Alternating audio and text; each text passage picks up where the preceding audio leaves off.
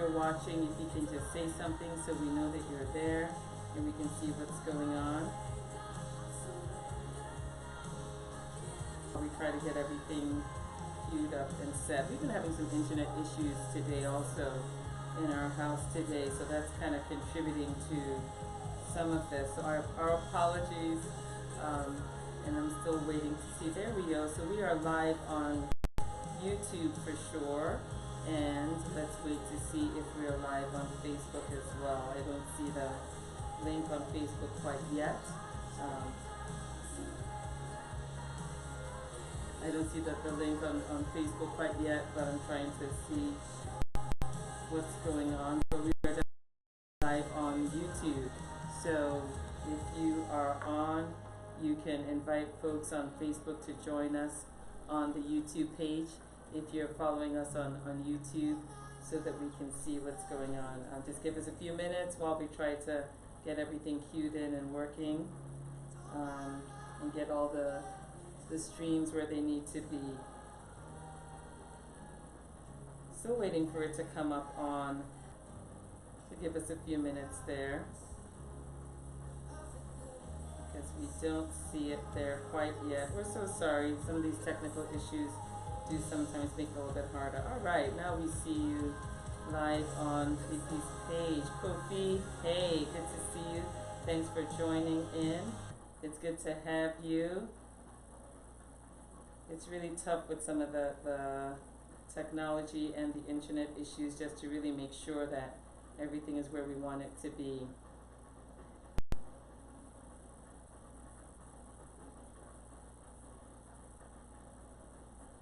Live stream is hard to do. So please be patient. I see it's spooling right here, so okay. It might take a minute. And for those of you on YouTube, thank you so much for being patient.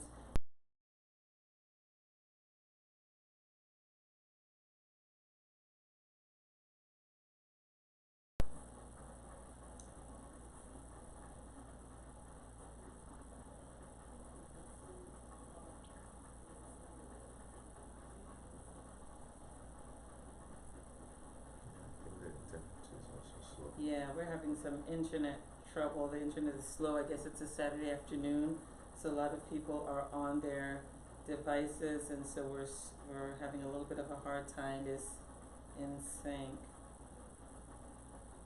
If you are on YouTube, or if you're able to access YouTube, it might be easier to access this from YouTube right now. That might be the way to go, because I think we are streaming successfully on YouTube. Let's check that part out for just a minute.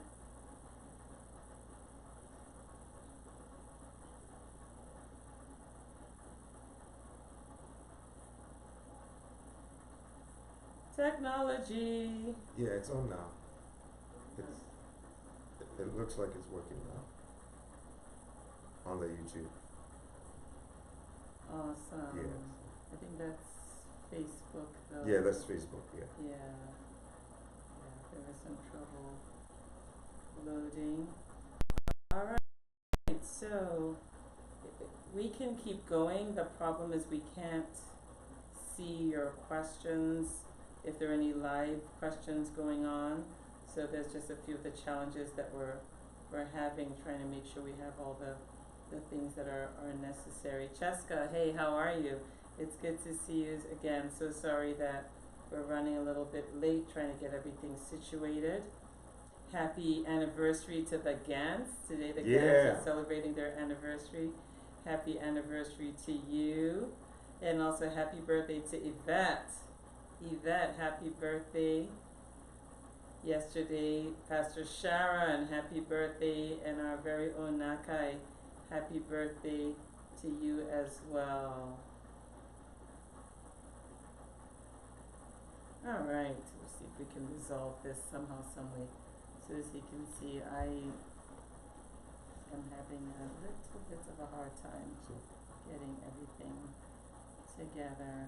But I think what we'll have to do is just keep going, because I keep getting an error message.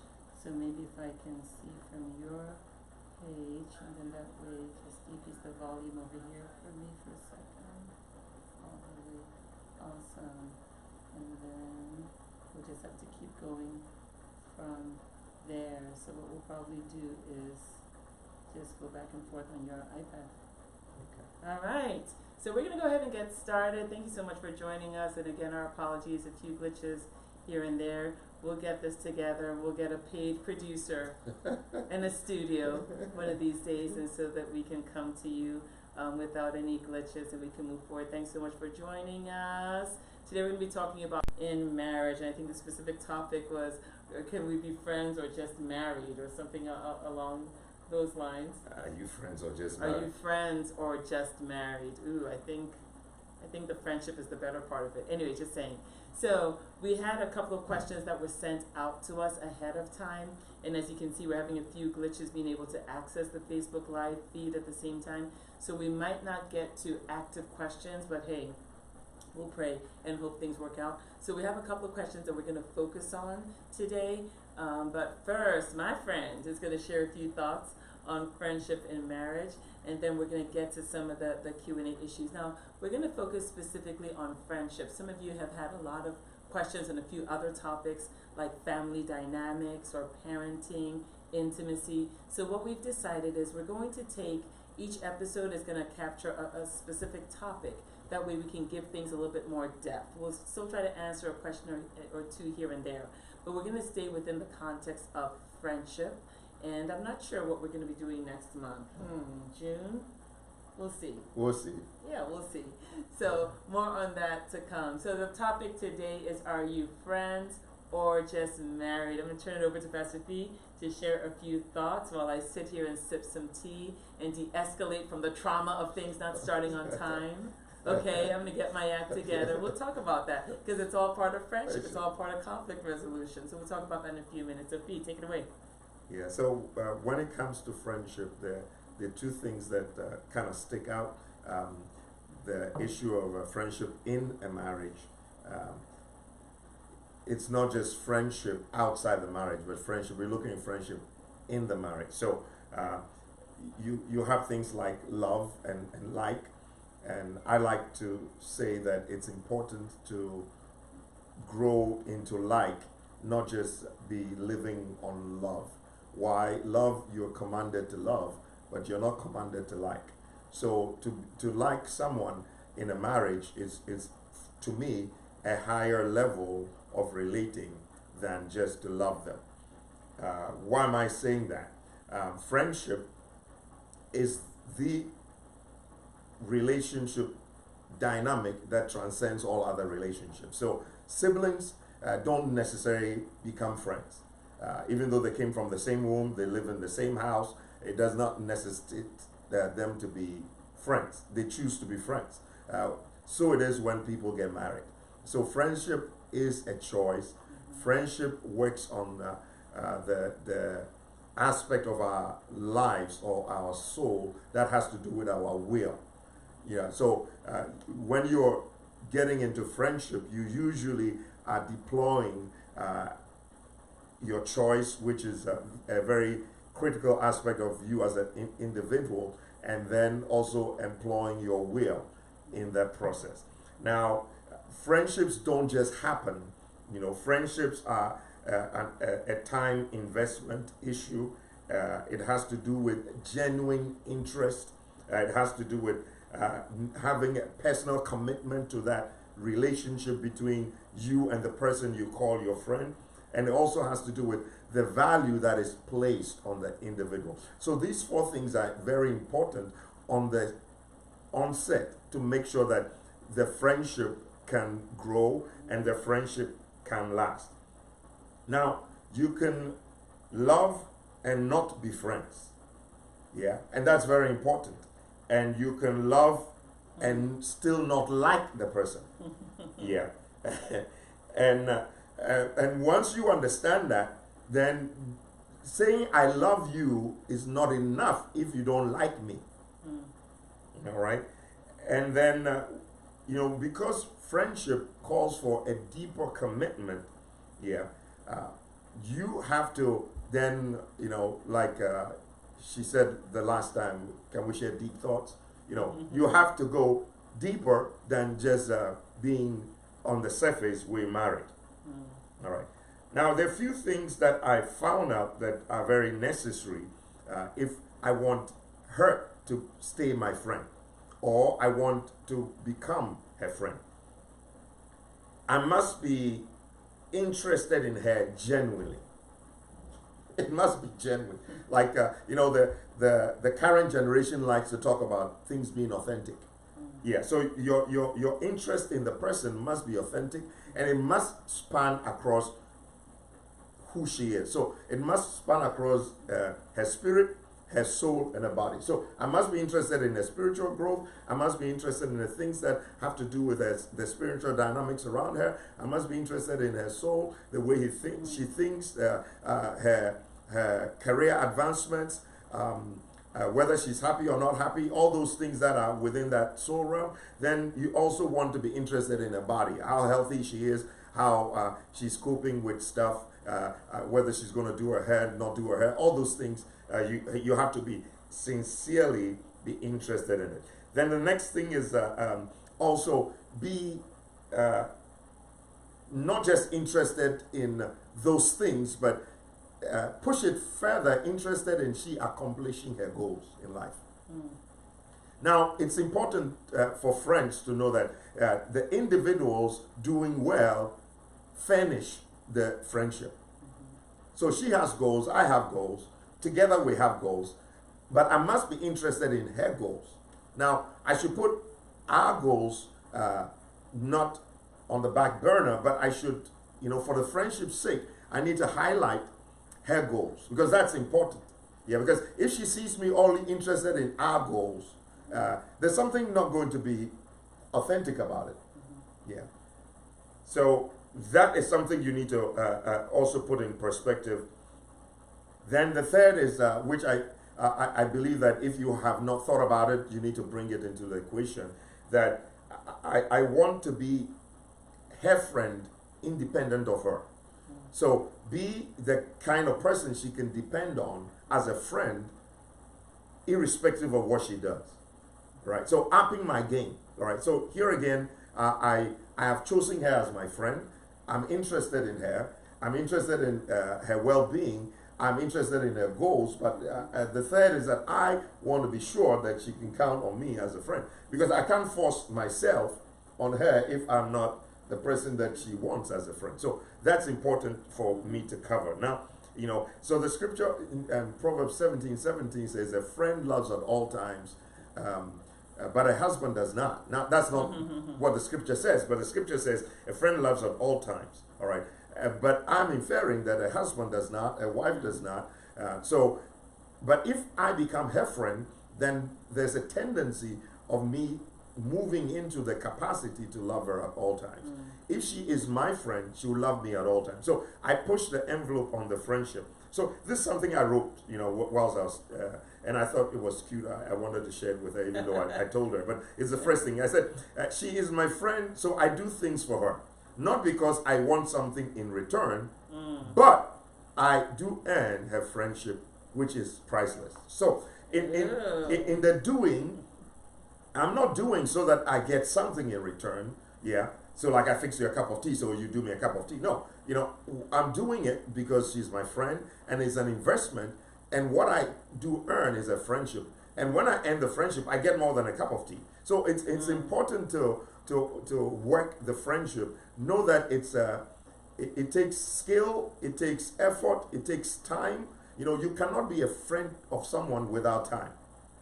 You cannot be someone's friend without commitment. All those who say they are my friends but don't want to put in the time or the commitment, listen, I park them somewhere else. I don't upgrade them.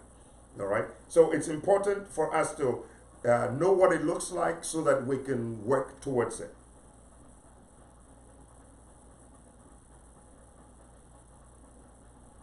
I love to talk also about, you know, when Jesus was finally going to tell his disciples they were his friends. I mean, he brought up so much of a demanding request. All right, so he introduced the fact that there's this thing called commandments that gets involved in friendship. So he says in John 15 from 12 to 16 says, "This is my commandment, that you love one another." So love is commanded. Love is a commandment. So, I don't have a choice but love her. Yeah. Then he goes on to 13 and he says that greater love has no one than this, that he laid down his life for his friend. So when we talk about love, yeah, you can love, but you can come into a greater love which is displayed during friendship. Now, once we become friends, then I have the capacity or even the desire to lay down my life. If you are not my friend, I'm not dying for you. Yeah, or it shows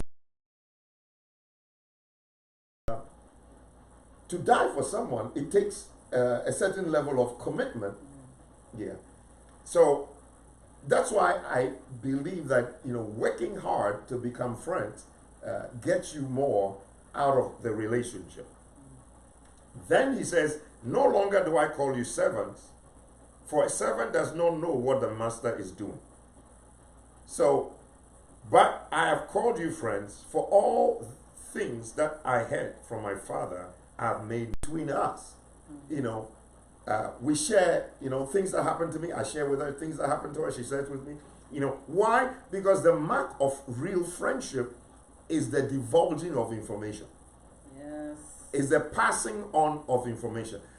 If there are certain aspects of my life that is just me alone, and I have this whole world that I deal with that she's not part of, there's something wrong. Now, we're not talking about, because of what we both are engaged in, we always have to be careful about, we have a client privileges that we respect.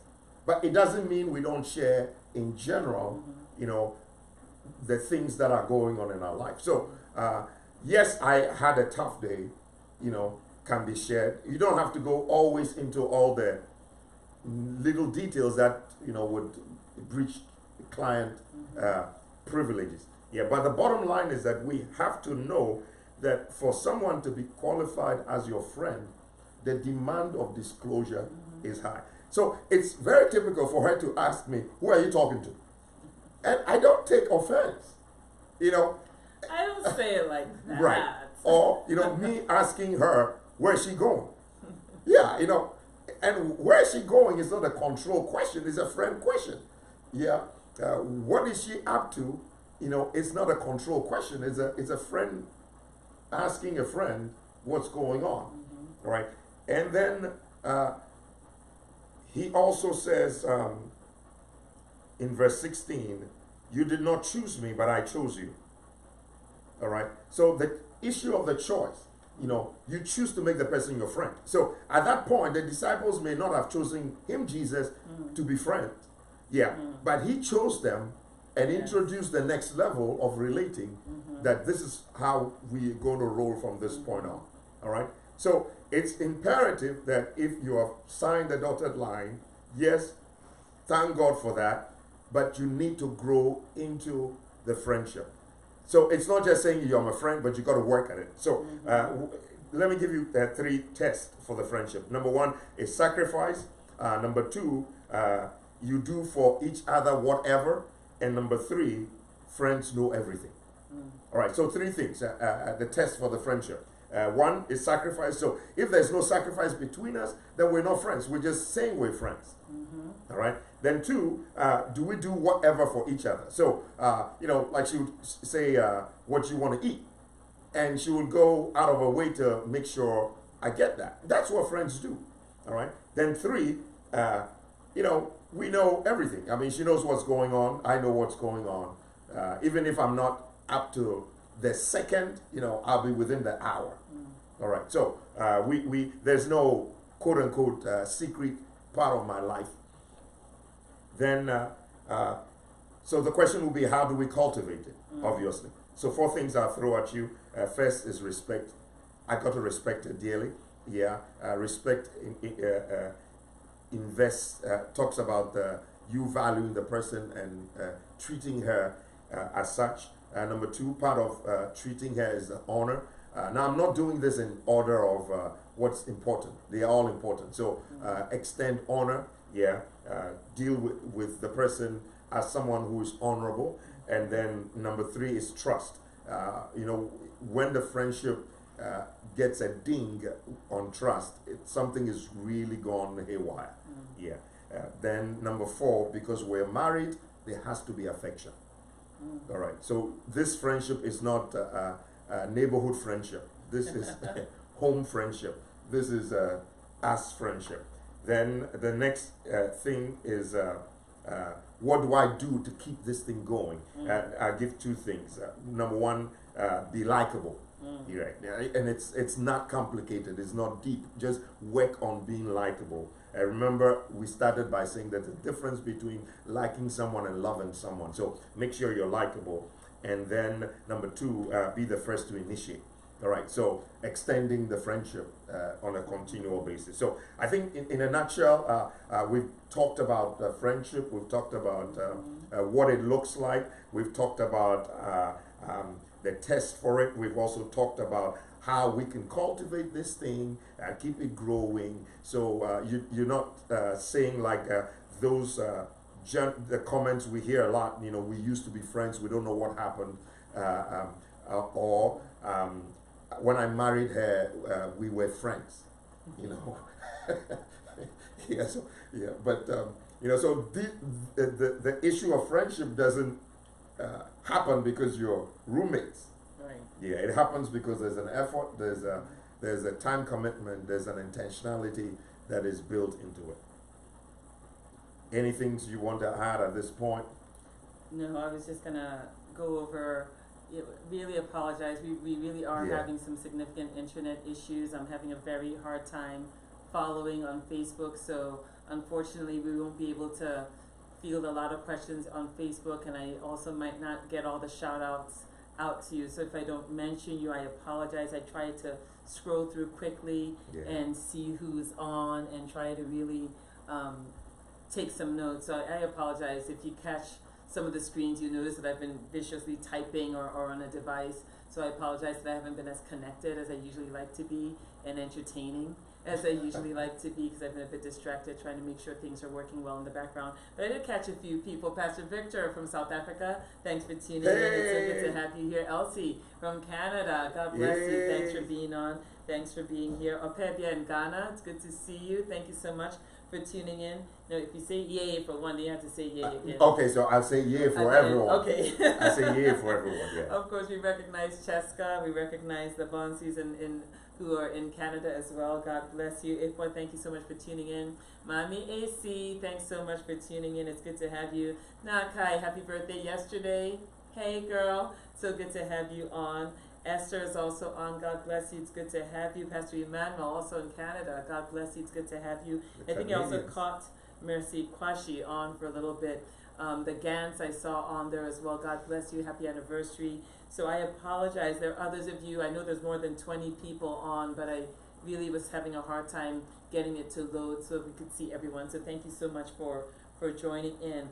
So we do have a couple of questions that we're going to get to as we kind of delve a little bit deeper into this whole concept of friendship. But I really want to hamper on something Pastor P said, which is that friendships are formed. They don't just happen.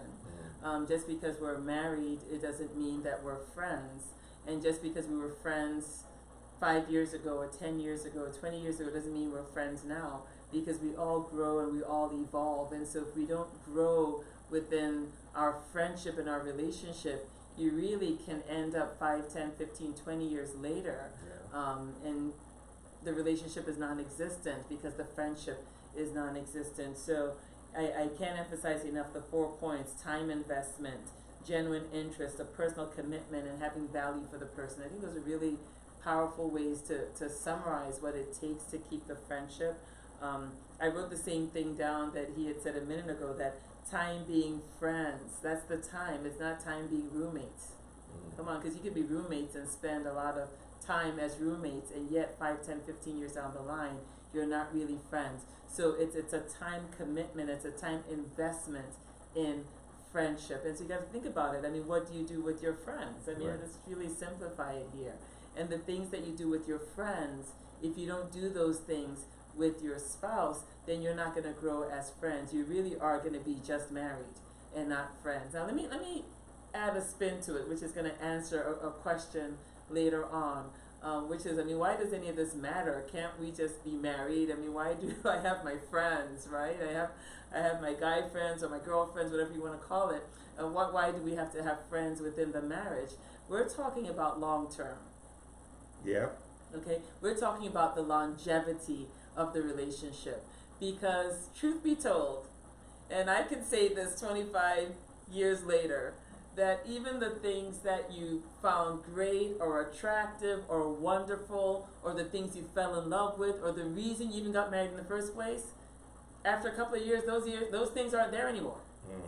They're gone. So if you really enjoyed her size or her shape, that's gonna go down real quick. Hey, I can tell you that. All right. So what stays after a period of time is the friendship. And that's why the friendship piece matters. Or you might say, okay, she's a great cook, she takes good care of the children. Listen, after a certain number of years, the children are gone, and she may not have the energy to cook like she used to. So those things, again, will not be enough to sustain the relationship. So friendship really matters when we're talking longevity. We're talking getting to that stage in life where it's about companionship more than anything else, okay? And companionship truly is about friendship and getting along and having a good time together. So I can't emphasize that time investment in really making the friendship work. And the time investment depends on those other things that you mentioned. The genuine interest. I've got to care. I've got to care about the relationship. I've got to care about the friendship. I've got to be willing to invest. I've got to have that genuine interest to make it happen. And a little bit, I'll share a few things that I had to do at some point in our marriage as we kind of worked on some of these things.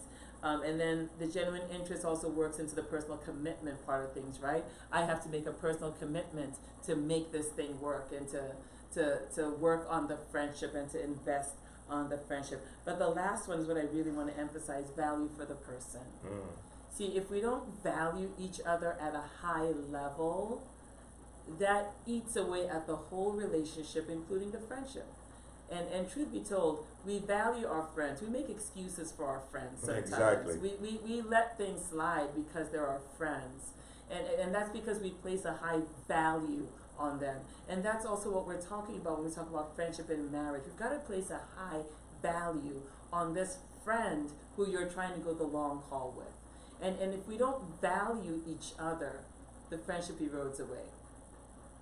I say this often. I don't know if it's a surprise to men, but I know the women listening will understand what I mean, because many women, at some point in your marriage, be honest, let's pretend they can't hear us right now.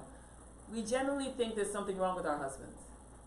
Tell the truth. When you want things done, and you want this to happen, and it's not happening, sometimes after a while, you can get into this space where you've convinced yourself that something's wrong. And when you start thinking that way, you devalue your spouse. You devalue them in your own eyes, and it begins to affect the relationship. Value means we place a high level of honor on each other, regardless of what we're seeing in the natural. And it's something we need to guard against as we're building friendship, as we're growing in our friendships. We've got to place a high level of value on each other. The value part, I think I really like you stressing on that, because value for a thing has nothing to do with the thing. It has to do with the perception of the thing. That's So once my perception of the person goes down, I begin to adjust the way I deal. Or, like you're saying, if you're telling me to do something and I'm not doing it, there may be a reason why I'm not doing it. Right. Yeah. But if you go into that mood and that mode of thinking, oh, okay, then I get the different treatment. Yes. Yeah. And I think for a lot of us, we can't easily put our finger on how the friendship died.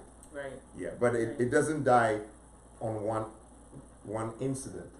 That could have been the proverbial straw that broke the camel's back, but it's because over a while, the friendship is not growing, and And for those of us who said we used to be friends, sometimes it wasn't friendship that was strong enough to handle the years later. Yeah, so don't always count on what you did. I'm just looking at those I called my friends when I was in 5th grade.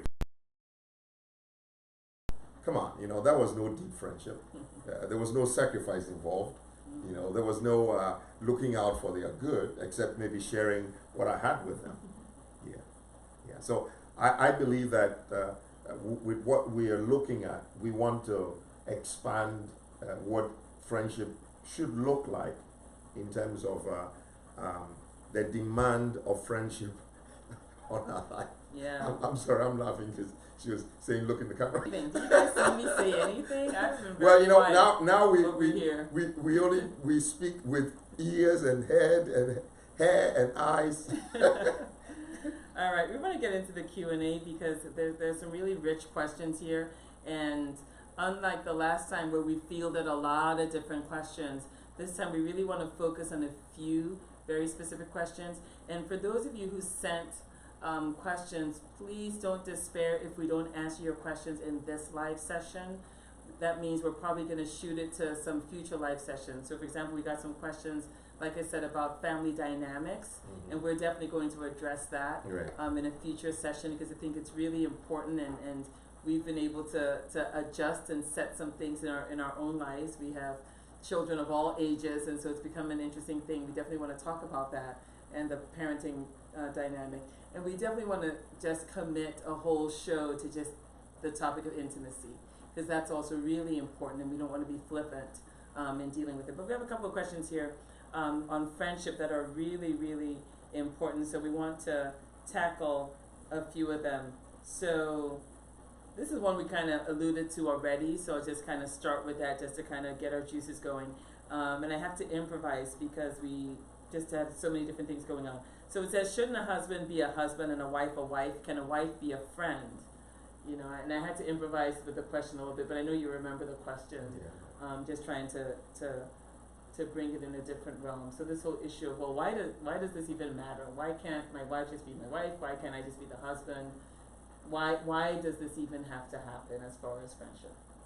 Well, I believe that sticking to being a husband assumes that you don't need friendship.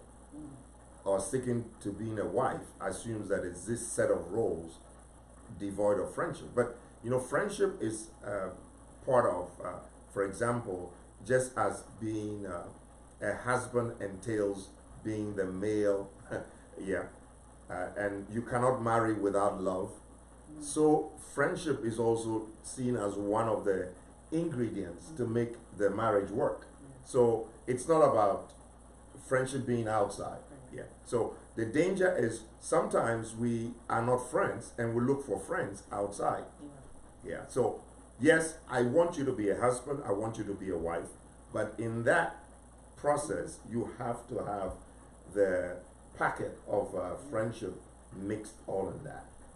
So, and again, we're going to dig a little bit more around this whole topic too. And I guess for me, the thing that I'm thinking about is, I think the first part of answering the question is, well, what is a wife? Right. Because if in your framework of a wife or a husband, if friendship is not even there, then you might struggle with some of these things.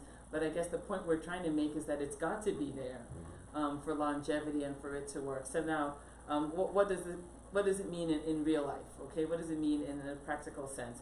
Because I too have friends. I have friends who are my girls, and to give you context, I'm the only woman in this house. I'm surrounded by Y chromosomes everywhere I go. And so I very much understand the concept and sometimes the need just to be with people with more estrogen. I get it. I understand it. But what I really need to put in perspective in this question is, what does that friendship part mean? okay? Because sometimes what this means to us is we want to have our guy or our girlfriends that we can go complain to about our marriage or our family. We want this safe space where we can let down some guards. So see how that by itself either defines or exacerbates a problem. Right. Because that's saying I can't be myself in my home, and I need to go to this other place to chill and to relax, and to express something. So that by itself becomes problematic. For me, yes, I have girlfriends, but with all your friendships, all of them, there've got to be boundaries. Oh, I will say it again. With all your friendships, there've got to be boundaries, because if, again, that friendship is your safe space to complain about this friendship, you're going to have issues here. Right. And trust me, you'll end up having issues here too. Right. Eventually, with that friend, there will be issues, especially if that friend is also married. Okay? So for me, I'm looking at it in all those other dimensions as well. So I remember early on in marriage, I like pulling out these stories because you don't know what's coming. It's going to make you laugh. But I want to go out and watch movies and do things and, hang out and have fun. And he was either too tired or too busy to fill that particular space of mine. And I remember we did watch a few movies, and what happened at the movie? Do you remember? I don't. You don't even remember the ones you fell asleep at the movie, and this was our big date night, and in my mind, what he didn't know, I was like, okay, I'm like trying to work a friendship here. But then I'll tell you another dimension. For him, friendship was something, an extension almost from his relationship with his brother. Okay? And in his relationship with his brother, there was just a lot of guys and kind of running around and chasing each other and, roughing each other up. And I remember early in our marriage, he used to do that with me. He would chase me and grab me, and it was all in fun. It was all part of a friendship. But I remember one day having to remind him, I'm not your brother, I'm a girl. I'm a girl, I'm not a guy, And again, this wasn't an anger or a problem issue. But again, I'm talking about the practical issues of friendship and how it can and should play into our marriage relationships, because it creates an atmosphere that makes the home fun, that makes the home enjoyable, and that makes the home meaningful for everyone involved. So we want to, yes, have our friends, when I go out to do my hair, that's my me time. I don't take any of them with me, okay? So again, I get it. There's some spaces that you will have that are nice for just you or with your girlfriends or your guy friends, but there've got to be boundaries, and you still have to work your own friendship with your spouse. Yeah, I think it's well said. Make sure you have room to work this, and don't assume that this just happens. Yeah, and because I believe that every one of us needs a deeper dimension of a relationship, and friendship is that next level. That like siblings enter into. Yes, with the friendship, there's also like in the marriage context, the friendship gets into covenant. Yeah, it's not every friendship that enters into covenant. So yes, so the friendship affords a component of relating that has its blessings, its value added. So you want it, you want to play in there. And I think I like the part where you mentioned that for longevity. See, friendship will keep the thing going. Yeah, friendship will keep the thing going. When there's no friendship, it's easy to fall apart.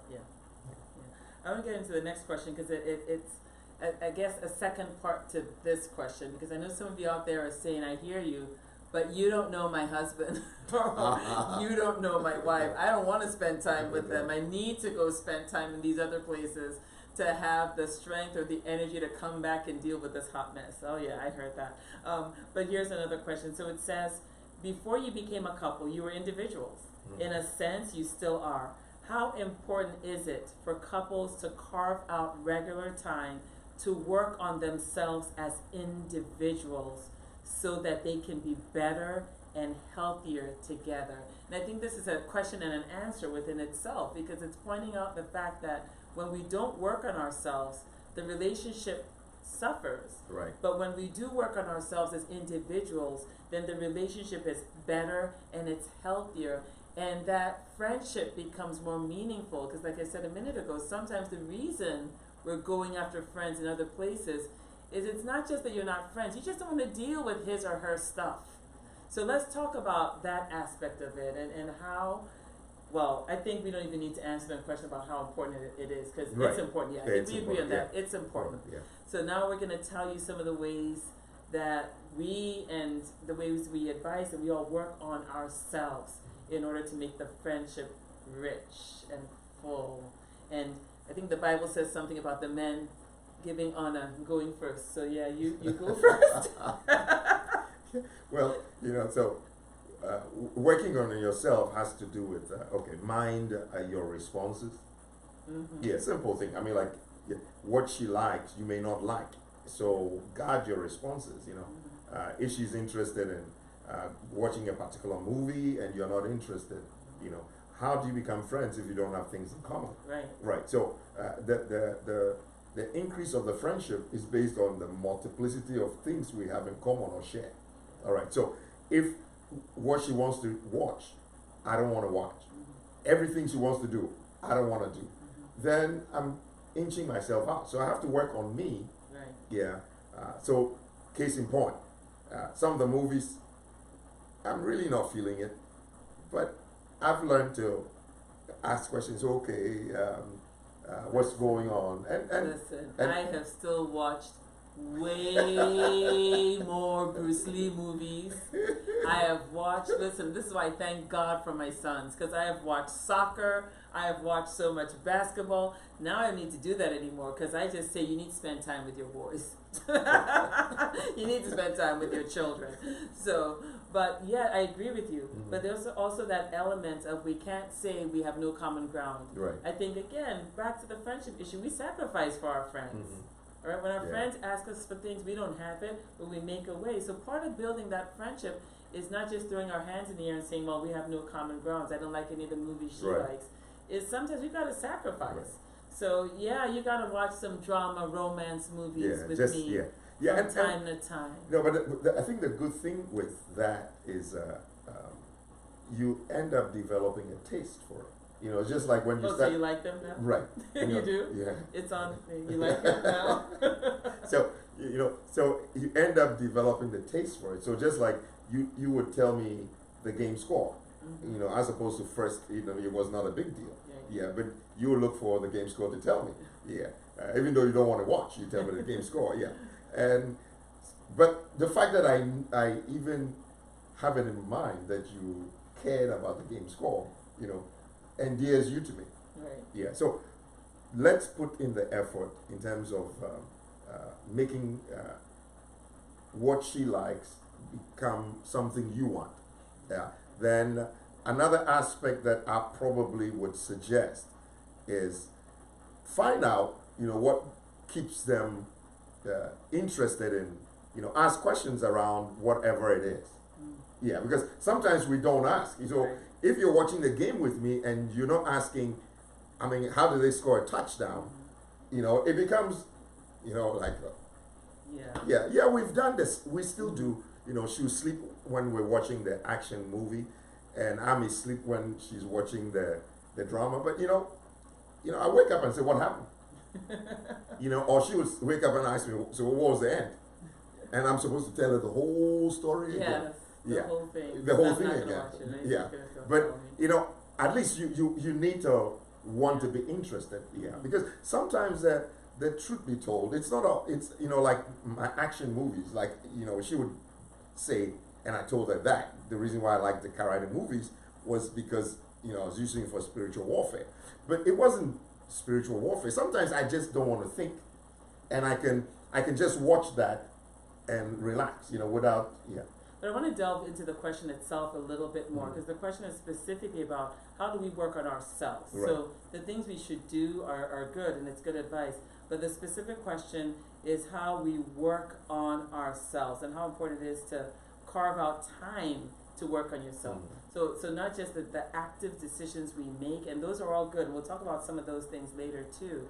So I just want to talk about a very specific time for me, because I spent a lot of time in my life studying personality and studying how we express ourselves in communication, and some of it has to do with my work, but also my work as a pastor leader, and also my work as a physician educator.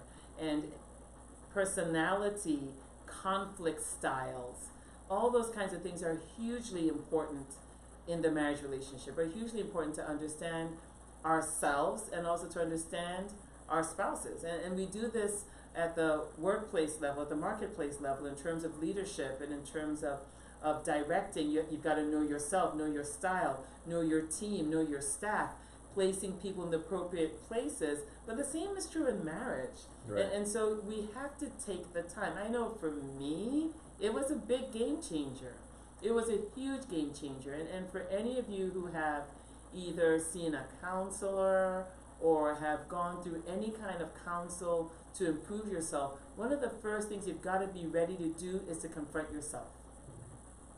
I was talking to a young lady recently who's been struggling in her marriage, and she was talking about how, and there were so many things that had gone wrong in the marriage, no doubt. She had every reason to be hurt and broken and upset. But she talked to me about how when she prayed about it, God acknowledged her hurt, but the first thing God wanted to do was to deal with her and to fix her, first and foremost.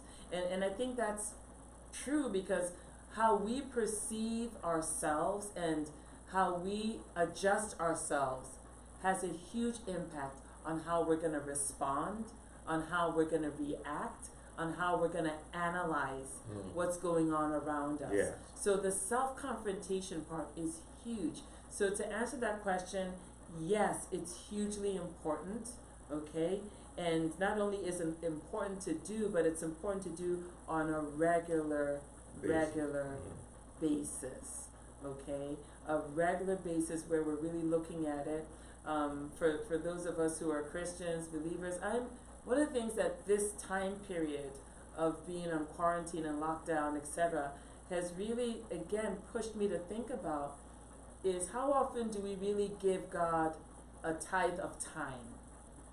You know, and now more than ever, I'm more aware of how much time I spend running all over the place and doing. You know, how often, even on a Sunday, after you've been to church and you've heard a message, do you take an hour to sit down and to reflect over what was said, what it means to your life, how you're going to grow and change? You know what I mean? So these are not just things we do because of our marriage.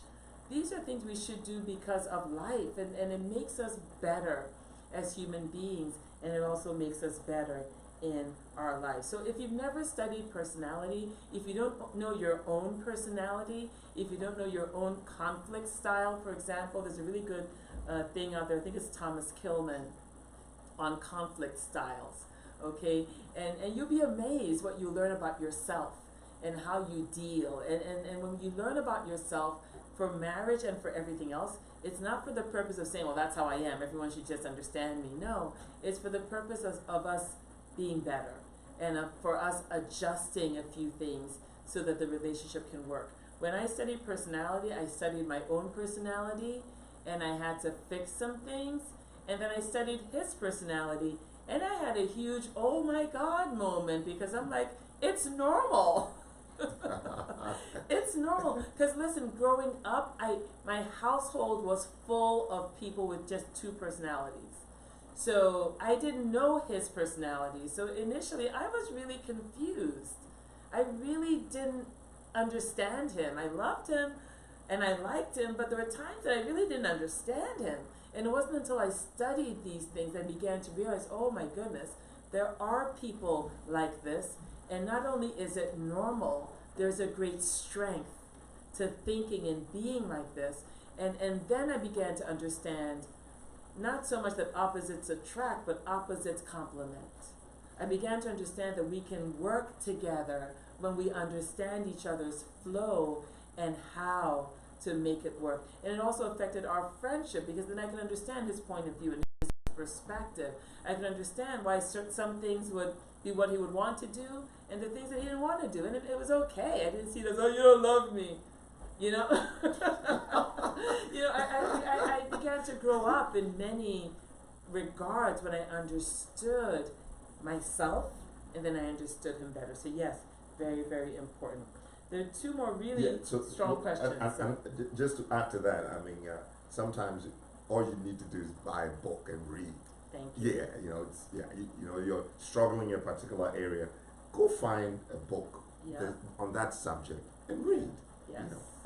Very true. All right, we have two more questions. We know we started late, so we do want to give you a full hour, so we're going to keep going. There are two more questions. One has to do with disagreements, which we're going to handle later in the conflict resolution.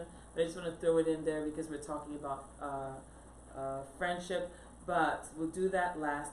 But the next question is this, and it's really important. It says this: how does one handle a passive spouse? By passive, I mean a spouse who seems to be okay with the status quo and doesn't seem to initiate any improvement strategies, leaving that responsibility to the other spouse. So I will start out not so much answering the question, but just pointing two things out as we delve into this. So first of all, passive doesn't mean quiet. Right. And I think it's important for us to remember that. Just because your spouse is quiet, it doesn't mean that they're passive. And so that's one thing. And then there are different categories of passive. And I want to throw out the different categories that I will kind of think of the framework. So there's passive, willing to change, willing to do. There's passive, unwilling to change, but willing to do. Okay? And then there's passive, unwilling to change, and unwilling to do. Okay? So there are three kind of categories of passive. So how you approach this really depends on the kind of passivity. Now, I'll be honest, if you're dealing with the passive, unwilling to change, unwilling to do, then you kind of have to cut your losses and do what you've got to do for the sake of the marriage and the relationship and the family. So for example, if you're dealing with a spouse who is passive, they're never going to plan family vacations, they're never going to plan the date, they're not trying to do it, and they're not trying to go, then that's a tough category. Right. And you know, anytime I approach any kind of marriage counseling, I always deal with the person who's in front of me. Because you can't change your spouse. You can only deal with yourself, right? And we've talked just before about how we work on ourselves. So if we're going to assume the other person is going to be the way they are, then you've got to work within the context of, okay, this person is not wanting to change, they don't want to do either. Then you've got to think about how you work within that context, okay, to do what needs to be done. But, so to answer this question, we're going to go with the top two, which is the passive, willing to change and willing to do, or the passive, unwilling to change, but I'll do whatever you want to do, okay? So with that, I'll throw it to you. Well, I believe that for, yes, we have the categories, but within the categories, you have to adjust. Yeah. So if they are passive, but they're willing to do, what aspect are they willing to do? Yes. Yeah, so we can work with that. Yes. If they are even not willing to do, can we find out why they are not willing to do and assume that, it's all done? Yeah. Now, do what you can do. And then what I'll also advise is that if it's not going anywhere, introduce a third party. Yeah, because if this thing is very important, then we got to push beyond just saying whatever. Yeah. Maybe another pair of eyes looking at the scenario may help the person see that, look, it's normal to go on vacation. Yeah, you may have grown up not going on vacation, but it doesn't mean it's a bad thing. Or just looking at what we need to do in the light of how it brings benefit to the friendship. An important thing in communicating in the friendship is always speaking from your angle. Yeah, so you don't shift the blame on the person. Yeah, so learning to paint the picture how the happening is affecting you, as opposed to what the person is doing. So if you're always accusing, then the person tends to defend themselves or tend to think, well, I'm painted with a bullseye anyway. It doesn't matter how I do it. So it's important to paint it from your perspective, how you're feeling, and then if the person is your friend, most likely they'll be like, oh, I got to do something about it. Yeah. But this also plays back into what we just talked about with personality, okay? Because sometimes when this is happening, the passivity is part of their personality. They're okay with the way things are. They're happy. It doesn't mean there's something wrong with them, okay? And sometimes the frustration with the passivity is because you're adventurous, and that's part of your personality. And I know that. He will tell you, I can get up and I can rearrange this whole room only because I feel like it. Not because there's anything wrong with it, but I love something new and I have a need for newness. And I can get frustrated because he likes it the way it is and it's been this way for 20 years or whatever, but I want something different. So again, that personality can play into how we're viewing passive or not passive. And so you've got to be aware of that and be aware of what it is that's driving you for change. And then also looking at what it means. So you can have a spouse who might be passive in some areas, but not all areas. See? And so we've got to be careful to make sure that what we're worried about with passivity is really accurate, okay? And that we're not getting frustrated over something that's really unnecessary because it's really a need that you have. Now that I've said all that, can I talk to all you passive people out there?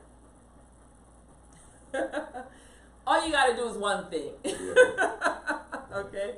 Sometimes all you've gotta do is, especially if you're married to this adventurous kind who's always looking for, you've gotta at least do one thing to get on the map. Come on.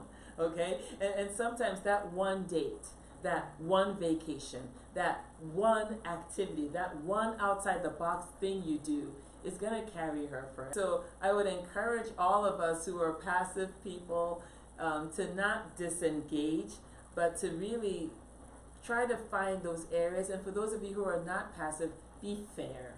Be fair in your assessment and be fair in figuring out what needs to change. And then finally, for those of you who are adventurous, maybe you were brought into the marriage for such a time as this. Come on. Don't ramp down because, well, this time he's going to plan the vacation.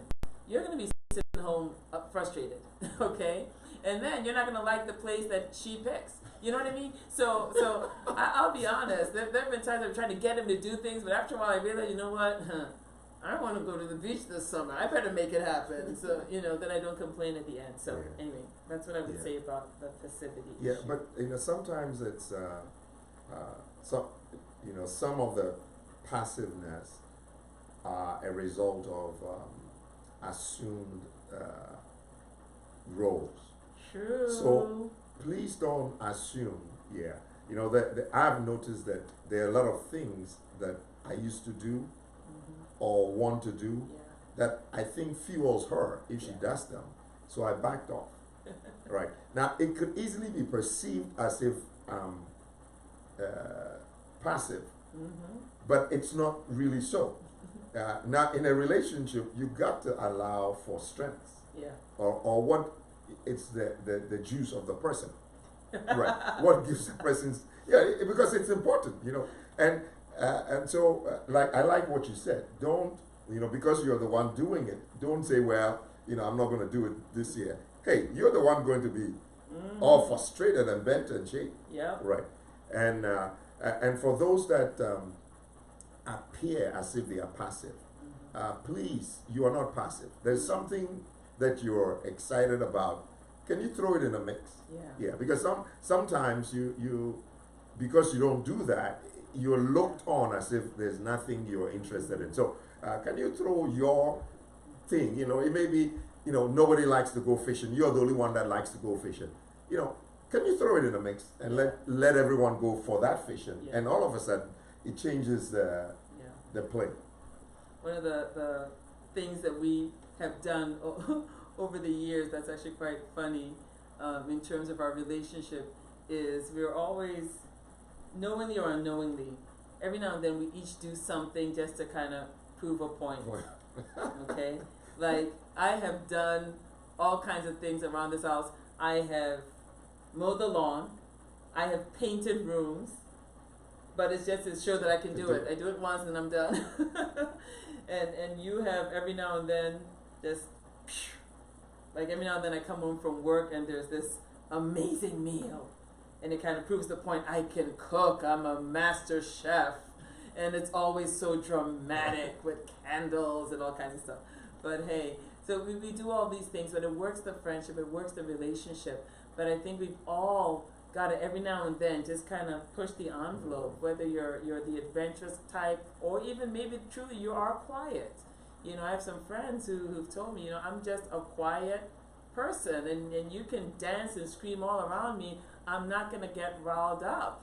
And I said, well, that's good, but I hope your spouse knows that and that they're okay with that, because it can become frustrating in a marriage, especially if the guy is the quiet one and the woman is the more adventurous. It can become frustrating. So you got to make sure that that's clear, and your attention and your love and your is still coming through, and you're not just being perceived as being just walled off and you're not listening, you're not paying attention. All right, I think we've kind of beat this passivity one down. Right. I might ask you, if you don't mind, because you have access to Facebook. No, I don't. I'm not seeing any questions. So there. sorry. We really are are struggling being able to see the questions. Yeah, it's not so coming through. yeah, there's just a lot of difficulty on that. Our apologies. Right. Excellent. No, there was at some point. Oh well. Don't worry, maybe next time. So we're going to tackle the last question for today, and then we're going to be signing off. And the question is this: there are bound to be disagreements in relationships. What are some tips to help couples thrash out issues without disrespecting each other or escalating the problem? There are bound to be disagreements in relationships. What are some tips to help couples thrash out issues without disrespecting each other or escalating the problem? I'll go first. Oh gosh, pick your battles. Pick your battles. True story that happened at 2 p.m. Eastern Standard Time right here in Maryland. Today. Today, okay. Today, 2 p.m. Eastern Standard Time. So, you know we're doing this show, and again, I'm going to tell the story just from my perspective so we can see how we all process and think, and the things we I'm just going to give you my story. So this whole Q&A thing, if you're on Facebook, y'all know this was not my idea. This is this person over here. This is his thing, his idea, and I think it's a great idea, don't get me wrong, but I'm letting you into my brain. So the first time I'm like, oh God, no, one more thing I have to do. One more thing that's on my to-do list. I'm already going crazy with everything going on, COVID-19, work. Things have been hectic. I'm like, I really don't want to do this, okay? But it's a good thing. It's important. I saw the value of everything that happened through March and in April when we started our celebration and all that, and then when we had the last session. So I had to kind of, within my mind, because I never even voiced any of this to him. He's hearing this for the first time, okay? Because I had to deal with it in my own mind and realize, okay, Sybil, it's important.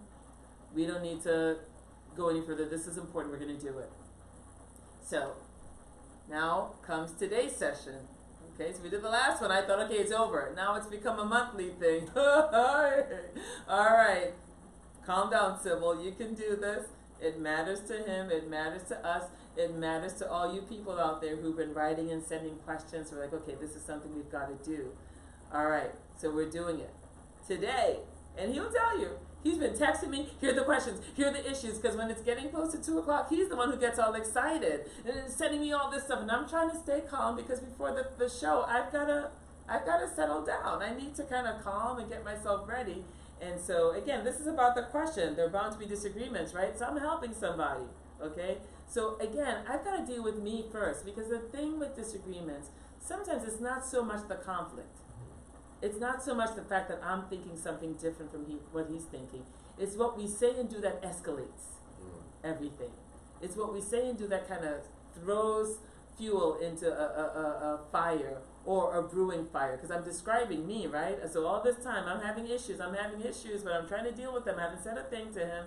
2 o'clock, I'm sitting here, I'm ready to go. Who's not here? And where was that? He's teaching something else, but who's a stickler for time? I love, my father raised me this way. I'm a stickler for time. We've got to start on time, and I start to get antsy and frustrated when things aren't on time, but I need to reel it in. I need to pick my battle. So that's my tip, okay? I said all this to get to a tip. Got to pick our battles. And I had to, in this moment at 2 o'clock, decide, you know what? I'm not going to fret because he's not here at 2. Who'll get here? I'm not going to fret because we haven't started. I'm not going to get frustrated because I have an issue because I need us to be on time. I'm not going to make this an issue because I have other things I need to do. I can't focus my attention right now because if I do, it's going to be a nightmare because I'm also one of those people, you can see it on my face. I can't hide. So if I get into frustration, they all would have seen it on the show. It would have been very obvious. So I had to make a conscious decision. You know what? This is a non-issue. I'm not going there. I'm not fighting this. What am I saying to you? Pick your battle. Even in the midst of a disagreement, you can pick what you're going to fight for, and you can pick what's a non-issue. I can say this because this is my testimony, y'all. I did it today. I picked my battle, and I decided, no, I'm not fighting with this.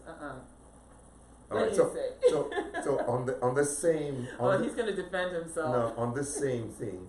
All right, so I'm in UK doing a different show, and so I come in late because I couldn't get off because they were having technical difficulties also.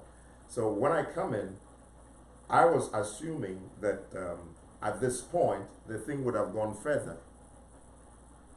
I'm assuming that this would have gone further. I must also admit I was also a little thrown back because everything is not working like I thought. Yeah. Now it's easy to say, well, why didn't you do everything whilst I was not present? All right, and also get into the whole stew. But I had to make sure that, yes, I was wrong in terms of being late. It's not her fault. Mind your composure. Mind what you say. You don't have to escalate. Yeah, whatever you do, make sure you de-escalate. And then what's important, yeah, sometimes the issue is stabbing at us emotionally, but it's not that which is most important right now. So you got to figure that out so that you don't pull yourself in the direction you don't need to. All right. Don't blame the devil. Yeah. Don't blame the internet. Don't blame. Yeah. You know, you look at yourself and say, listen, what is more important in this grand scheme of things? Yeah. The whole issue of never and always. You definitely want to avoid those words unless it's something completely positive. I need to be heard to hear that I'm always amazing. Always. Okay? So if you're going to use those words, it has to be in the context of a positive. But when you use it in the context of conflict, then it's going to ruin, you know, the relationship. It's going to affect your friendship. It's going to affect trust. So really watch those words. And then what I described before, it involves a lot of self-control. Okay? It involves really living in a space of self-control to be able to pick your battle, to be able to ignore something that's happening, to be able to choose whether you're going to make it an issue or not. It takes a lot of self-control. And those are some of the tips that I would throw on there. And then the final thing that I have written here, I don't know if you have a few more, is truth. Particularly in a conflict, we've got to focus on what is true. You know, all too often we focus on what has been said or what has been done or how we are hurt, rather than focus on what is true. So yes, I may be hurt by what my husband said, but the truth is he's not a hurter. You're right. You know what I mean? So sometimes we've got to focus in on the truth, not on our feelings, not on our emotions, okay? To be able to deal with some of the disagreements. And there's some things we disagree on that it really doesn't matter. It's really irrelevant. I mean, the grand scheme of things, there's some things that it doesn't matter. But there are also some high stakes issues that require agreement. And those are the ones that we really need to focus in on and try to come to a space of agreement. What color the wall is, it's nice, but to me it's just not so important that I'm gonna, lose my mind over what color certain things are. And again, like you said, kind of conceding, you're the artist, so you can pick the color. So we've got to find the right balance when it comes to some of those things so that we don't create unnecessary disagreement. Anytime you take two people and put them in the same space and we try to merge our thoughts and our feelings, our emotions and our systems and our culture and how we're going to raise children, how we're going to think, what we're going to do for fun, there are going to be disagreements. It's just part of marriage, and it's part of the friendship within marriage is we're going to disagree. But what we do about it makes all the difference. Yeah. Well, and the, in the midst of the disagreements, I think we stop thinking. Yeah. We get so hyped up in how we're feeling that we suspend our brains and we want to go off on how we're feeling. Listen, marriage is not for kids. Yeah. It's an adult thing. So you cannot suspend your thoughts and the way you think and bringing good thoughts to it. So how I think about her in the midst of like the 2 o'clock, can I be honorable? Can I be honoring? Can I value the fact that what I did was may have gone wrong, and just think through it and respond appropriately. So I think that our responses are key. How we respond makes all the difference. Desist from reacting and embrace more responding. That is to say, think. Whatever you say would and should and would be held against you in the court of the friendship. So think about it. Don't just say, don't roll your eyes. Think. Yeah, think. Give yourself the opportunity to add more value in the relationship, even in the midst of not doing so good. All right. Thank you all so much for joining us today. I can't apologize enough. Yes, we're so sorry. We're so sorry. There really are some glitches, and I think we're seeing this nationwide, really, with high Wi-Fi usage and internet usage. It's just becoming difficult. And I guess on a Saturday afternoon for today, for some reason, I guess everyone is on their devices, making it a little bit difficult, not just in our home, but even in communities. I think there's been a lot of traffic, so we apologize for that. For those of you who sent questions, we will answer personally, even though if we didn't discuss it here, but we will pick them up at future times. Like I said, we're going to have a topic on intimacy just for that. I'll have to find somewhere to hide my children so we can still come to you live and talk about intimacy. We're also going to do one on family dynamics. We might combine parenting with family dynamics, or we might do family dynamics separate from parenting. But our goal is to have at least one of these a month. Right. Yeah, so we'll definitely come at you with the dates and the things coming up. We apologize. We would love it if we could tell you these are the dates for June, these are the dates for July. But as you know, we're all living in a very fluid time, and the rules change, and so we're not sure what schedules will be like in June or July. So please be patient with us. But listen, we love you all so much. Thank you so much for bringing us into your homes. It's really been a joy to have you on here. Once we're able to get back online, we'll try to answer some questions online. And thank you. Thank you so much. We love you.